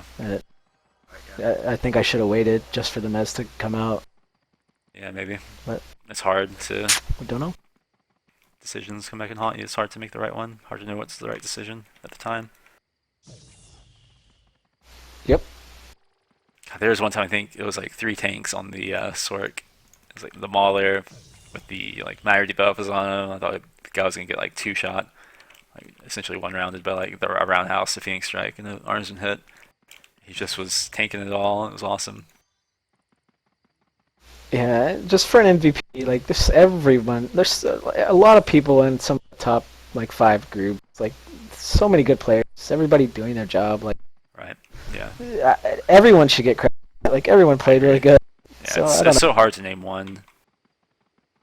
There's so many. There's a lot of good stuff going on, I think. Yeah, and everybody had a different opinion and stuff like that, so it made it fun. Yeah, exactly. Also, TTY's group, Tasty Treats, their bard's really good. He seemed to have a really good tournament. And that guy doesn't he's never invent with them? Yeah, he's never invented Yeah. speak or anything. That's insane. It's crazy. He has some videos And he's a really good player. He's a good player to watch. He's got good mechanics and he's quick and everything. I think he actually has a video of his fights from the tournament. I haven't been able to watch it yet, but I'm looking forward to watching his point of view.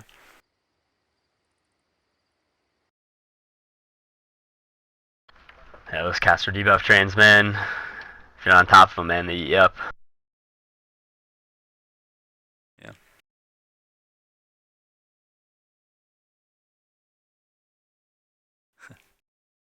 And so he brought some kebabs to his third.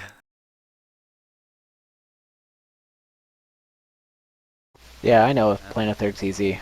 Trust me. But just impact-wise, Oh no, yeah, I don't know. he's a good third. I voted for Quell on the post-count thing just because he's in my group. I mean, Yeah, no. I don't know. I don't know. John's gonna start timer in third pets. That's a realistic solution though too for their overpowerness. Is what? Say again? Oh, it's like a forever debated topic. Yeah. A delay on their pets, like 2 seconds before you can cast another one. So you can't spam them. Yeah, I don't know. It's Can't spam them. It's tough because Even 1 second. yeah, it's just hard because like it's so delicate to the Thurg's such a crucial part, and if you just completely take out Thurgs, how do Alps fare without a good Thurg? And right now I'd say Alps are very good. And a lot of that obviously has to do with the Thurg, but you just gotta be careful about making big changes like that. It's something like Kujii said. It's always There's debated. a lot of pieces of Alp that make it so OP. It's not Right. just their. Yeah, I agree there. While they're a big part for sure, but it's just everything together. Hmm. It's a lot, If you look and at it's this, always debated. Like I know you guys, some people think like they're unhappy about class bound stuff. Like this stuff is always getting talked about all the time. yeah, There's no easy fix for it, obviously. yeah. Yeah, Alp as a Every whole time you is do an something, interesting something realm. else is gonna change. Yeah, I agree. I mean, I think the best way is what's been getting added ways to counter the third. So, Yeah. like all the confused editions. Oh, I that's think great. that's the Yeah. last bounce patch. Like that was, I mean, straight up just a third counter. Mhm. I mean, there's no other reason to have that stuff. Right. So I mean, and I think more things like that, I guess, that you actually have to do to counter third rather than just say.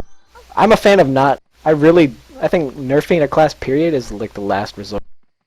I'd rather bring up weaker classes to be on the level of the stronger classes. I know it's not always possible, but so Yeah. that's how I would go about things anyway. Yeah, I agree with you there as well. It makes sense. And unless something that's just like grossly overpowered, but I don't. Yeah, like those warlocks, Yeah. they obviously Yeah. get nerfed. Yeah. As good as Thugs are, I don't think they're like, oh my god, they're so crazy. They teeter on the overpowered, the line of. Yeah, I think it's Possibly possible to bring other realms Yeah. to the same level somehow. You just have to think of it. Yeah.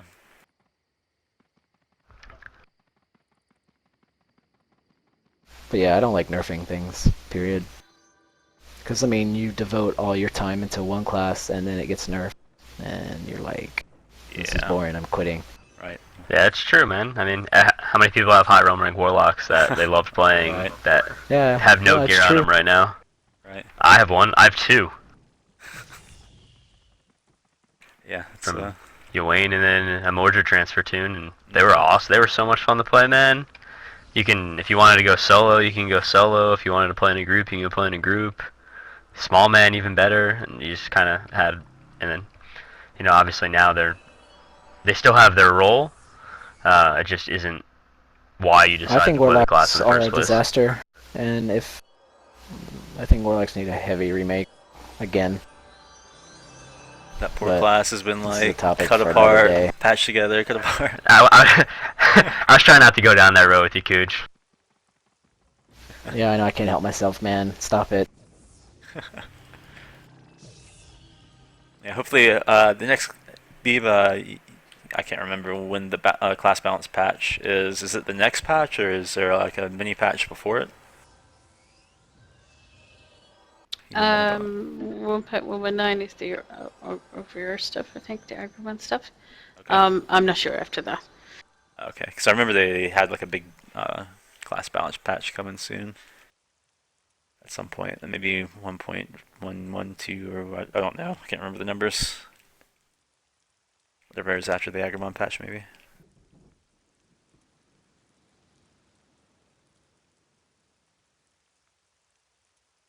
So I know there's been a lot of threads about 1v1 tournaments. What do you guys, or just 1v1 Yeah, focused I'm events? telling you, just get everyone who wants to be in the women tournament, put them in UA and just say, last man standing wins. Off you go. So I take it there's probably not a lot of appetite for that. Well, I'm gonna Actually, take a I'd break love from a doing 1v1 tournaments. tournament. Yeah. But just my idea on the thing, like I would, if I were to do it, which I'm not, because that just cause too much issues. I would just have, I mean, you'd have to let any class fight any class. You can't restrict classes if it's an official thing. And then it's just a 1v1. Like, I don't know, you don't, it's interesting, there's a couple things you could do, like if you don't know what you're fighting before, that's kind of cool. You have to prepare for anything at the same time. I could see to where you knew what you were fighting before as well. So I don't know, but I would definitely allow any class. I mean, what can you do? And a lot of classes like assassins and things, I don't know, maybe they need a lot of time and a lot of room. Or like scalds, I don't know. It's huge disparity, obviously, in 1v1, maybe way worse than it is in 5v5 and 8v8. So it's really hard, I would think, to whoever's going to do the 1v1 tournament, good luck, because it ain't going to be me. Yeah, I'm not interested personally in doing a 1v1 tournament, but there are other nights in the program, and I would help them if they asked. Because we had success doing the 5v5, if they need some help setting it up and everything, I wouldn't mind helping them. But as far as running it and everything, that's not necessarily my cup of tea. I'm not super interested in that, but I'm sure there's another night that could be. We have a bunch of nights that probably. Let's volunteer someone. Let's volunteer someone. Nerf. That's not my cup of That's tea what I either. I do was to you just guys. curious. So. Yeah. It's just it's there's a lot of- it's so 1v1. See balance issues. Like if you were to do a 2v2 tournament, yeah, 2v2 tournament wouldn't even be like super fun because there's going to be like 3 or 4 setups are going to be only setups. Yeah, I mean that's why we went 5v5. Yeah. So there'd be variety. Right. Exactly. And like 1v1, there's certain 1v1 classes that are like just way better than other classes. So those classes are obviously gonna be heavily featured, and I don't know, it'd be kind of boring to me. I'm also I also really don't like 1v1s, even when I'm soloing. Like if I'm playing my Reaver and I have to fight a 1v1, it's not exciting for me. Even if it's a good fight, I still don't get excited about a 1v1. When I have 2v2s, 2v1s, 3v1s, that's when the blood gets pumping and everything. I get excited about that. But yeah, just having 1v1 just as a spectator, I doesn't do anything love for watching me. one person fighting multiples. I'm no interest in watching duels at all. It takes way too long, and I don't know. I don't really like it. But like you said, when you solo on your Reaver and you're fighting 2 or 3 people or 4 people, like that's awesome to watch. Right. So yeah. There's probably a demand for a more of the 1v1 story tournament. People probably enjoy it, but The logistics of it and how to do it is about as complicated as the tournament itself. oh yeah, it'll be about this. It'll be a lot of work to do it and everything. But someone may want to do it. If someone's interested in doing that, go for it. And yeah, I don't know if Broadsword's interested in that at all, though, on their part. But yeah, just for me, I'm not interested in doing a 1v1 tournament. Yeah, but Kujii said he's not either. But I'd be interested in ideas on how to do it, but there'd be like there's 90 different suggestions on that at least. I just know, it's a popular player base, and obviously, a lot of the concerns around the 5v5 tournament where, well, I can't get X, Y, and Z friends to come do this, or I play a class that, is only catered towards, this type of gameplay. So I was just curious, kind of putting it out there for those folks that are talking about That's it. true, but Not against it at all whatsoever. Again, it's not my Personally, personal cup of tea. I was just curious. yeah, no, you're just bringing what the the voice. appetite was That's overall. good. I mean, there's a post-comp post, and there does seem interest in there from some players, but like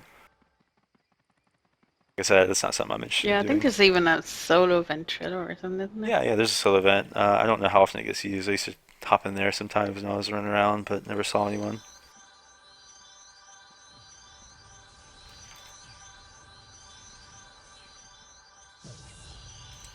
Yeah, I think as far as these events go, I like the number 5. I don't think I'd like to do a 2v2 or 3v3 event just because it's gonna.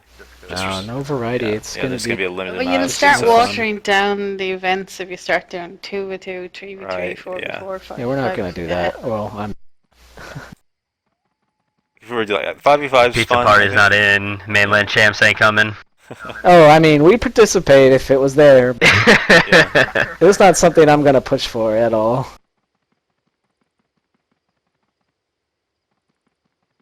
Yeah. What about an AV8 tournament? Is that something that I know finding 8 or 7 other friends can be sometimes difficult and everything, but It's hard for even those of yeah, us who do on the exactly. regular. I mean, yeah, I'm fine with the seasonal Yeah, thing. believe. I think that's the best way to do the eight man thing for now. I think that's good. Yeah, I mean we had some success. Kujii, Joel, Jim Lee Dig and stuff doing the draft we and did. stuff.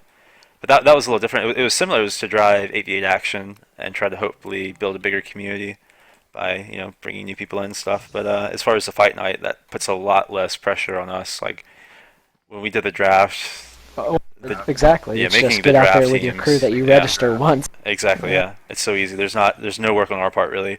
We don't have to sit there and like come up with all the groups and everything. And yeah, it drives AV8 action. Someone would have to keep score, but that's about it. Yeah. We can just have Joel do it while he's commentating. Right, yeah. No one's gonna group Joel anyway, so Exactly, we're there good. you The go. guy's gonna get a contract working on ESPN doing play-by-play for the Knicks the way he was commentating. I liked his Better tournament send that tape introduction. out, Joel. The commentating was fantastic last night. Did you guys do like a favorite pick'em? Because I listened to the intro after the fact. Because obviously while you guys were doing that, we were trying to like get our stuff together. Right. Do you guys do like a how they do like a round robin, like who's your number 1, 2, and 3, and who's your favorite and stuff like that? Because I heard you kind of make some comments throughout the tournament. We went back and watched them. Did you guys do picks at the beginning or no? No, we talked about For some what? of I'm the. kind of confused. So what? Just talking about who Picks we on thought was who, going to win or and things what? like that. Oh. Yeah, those are dangerous comments. Yeah. Because they could come back and bite you Right. later, which they would have if I said anything. So I'm going. I mean, to be Kinda fair to did say Lou, it. I think Wes or Joel, I can't remember which one, made the comment that I think your group's the dark horse and they may have a shot. I was thinking TTY's group, but they said they were, people rated them highly. But from my understanding, there were some people that kind of underrated them, and I thought they were going to do really well, and they did do pretty well. I think Joel or Wes, can't remember who it was on Team Lou, it seemed, or having an upset. Yeah, it was disheartening to hear my regular, aviators so against our team during that fight. It's Hearts just- and minds, brother. You gotta win it's- hearts and minds. Yeah, Obi it's a was so Cinderella happy, story. and Joel was so happy. It's fun. The boys are just going down. Yep. It's. I mean, yeah. You're my boys I mean, and all. guys, But it's me and great Obi to run a see. team together. It's great to at the see a cool beginning. upset. I was honestly hoping like some random team that had no clue who they were. I was hoping they'd come in and just absolutely destroy everyone. I thought that'd been awesome. That's like Hack said when he did his interview. He was like, I have never fought against Lou and Vegemite. I'm like, what are you talking about, dude? I'm like, thanks, man. Thanks. That was funny. I mean, honestly, I Those kind of. halftime interviews, you're great. Yeah, I was pretty confident that Pizza Party was going to win that fight. From the beginning, just just looking at Quell, Kujii, Risky. I mean, the players they have were great, and nothing against Lou's team, but I mean that's what CC. I mean, CC's a great team, and so I didn't realize they were gonna have that much trouble. And then when they ended up having a lot of trouble and almost losing, it was wild. It was exciting to see, and like he said, I mean, we practiced against you. Yeah. I mean, the top, Right. both the other two teams that won first and second, we practiced against them quite a bit, and we beat them. right? Yeah, it was wild to see. I mean, we didn't go into it over cocky or anything. We were cautious, but yeah, I don't know. Yeah, I'm surprised you guys just didn't push in and try to blat me, and let Risky Yeah, just Zephyr one you of the were very tanks. free, And Lou. It seemed like they kind of ignored you. I don't know if We're not too worried about like a single nuker. It's yeah. I don't know. Like things are different. Like if your pets were a non-factor, it would have opened up Risky a lot. Yeah. So it's hard. Like we tried. Like when we first realized it, Pith ran over, scared them, and nothing happened. And then so I ran over and scared them, and nothing happened. And we're like, what's going on? Yeah, I saw him pick. So we just had to adapt. That's good.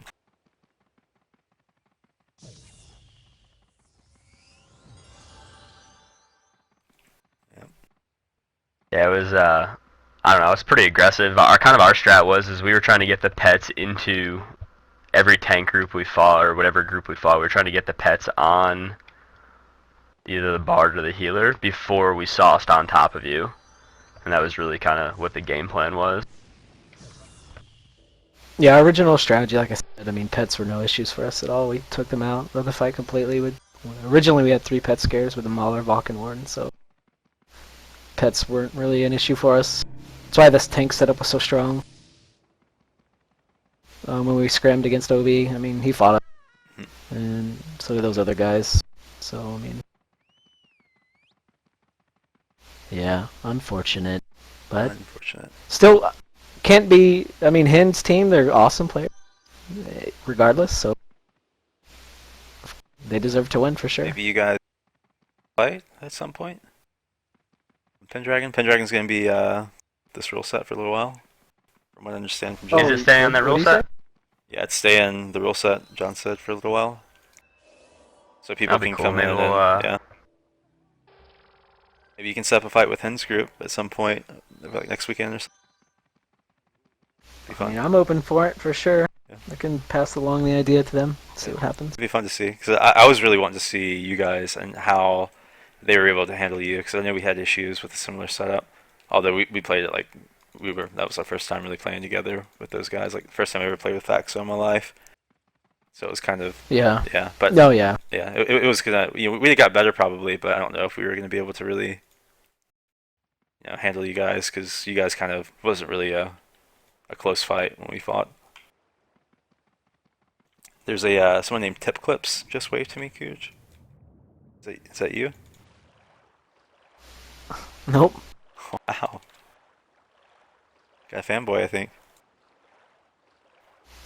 Nice. Nice. We need more of those, man. Yep. Yeah, I was really wanting to see him Time to versus start a club. Kuj. I would like to see how I that can tank pass did it along against that to the group. guys. Yeah. But still, our pet scares wouldn't work. Yeah, Goodness, no. I don't know. I mean, like, we would have definitely changed our setup. I don't like making excuses Yeah. because it is our own fault. So it's how it went.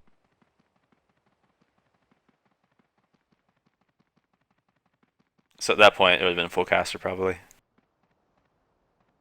For sure, Yeah. it would have been a full caster group. Yeah. We didn't see a lot of we didn't see any savages, huh? Yeah, that's that. It's like I One said, roll. kind of at the beginning of the interview. They're so specialized. Like, you give up a group slot for a class that is so specialized in what it does. Like, it's hard to make up for. And all the savage does is rape. Or I mean, oops, probably shouldn't have said that. Is do damage. Yeah. They're You damaging need the that class. dump button. Yep. I mean, at least you made it like an hour and 45 minutes. I got Yeah, I a dropped the podcast for the F-bomb first time last yesterday. I was 3 seconds into it. I accidentally said the F word last night or yesterday during one of the things. Got myself after and was actually a little embarrassed. But yeah, specialized role.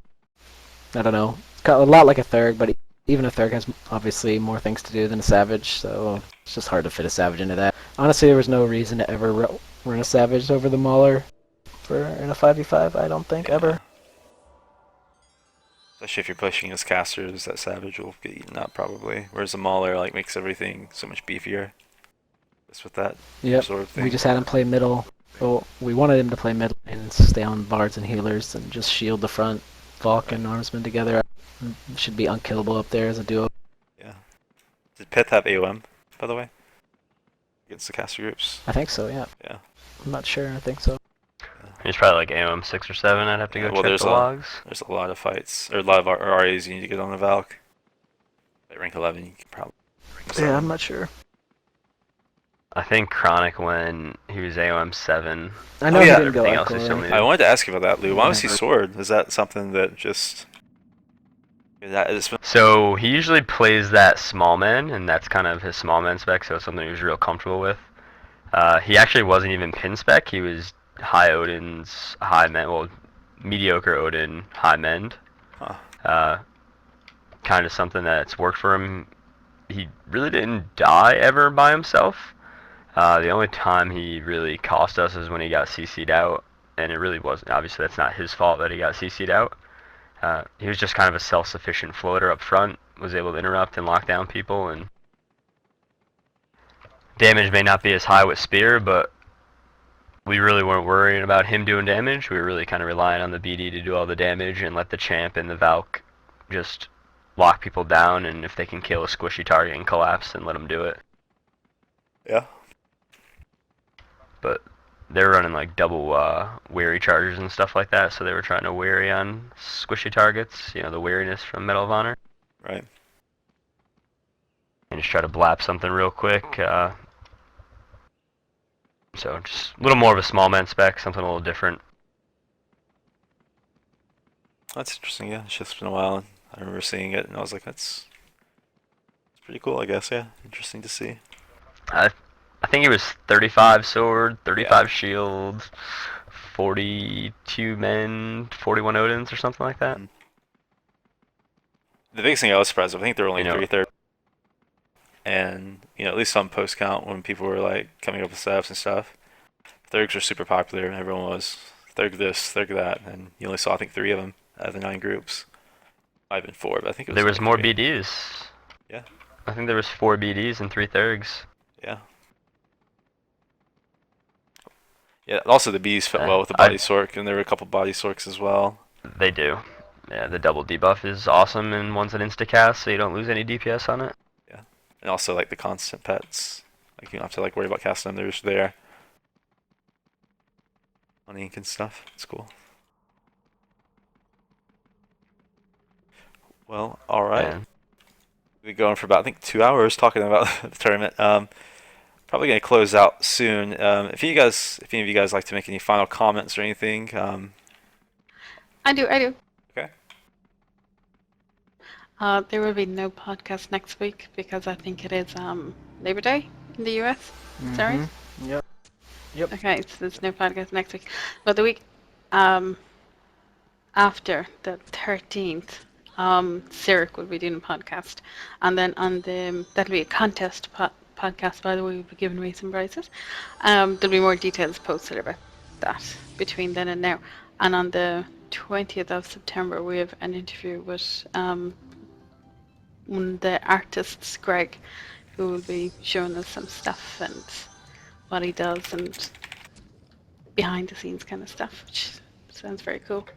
yeah, that's awesome. Look forward to that. I'm ranked. Yeah, I just want just thank everybody, like Beeb and John and Broadsword for doing the 5v5 tournament. It's pretty awesome. So I'm glad and the viewers liked it, and I loved it. So hopefully we'll definitely do it yearly at minimum. Yeah, I'd like to do that.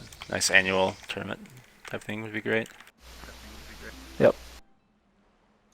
Yeah, it was I would, great. just- Thanks for everyone for coming out and for all the organising and planning you guys did and all the work done and everything did. It was really good. It was very successful. Very happy.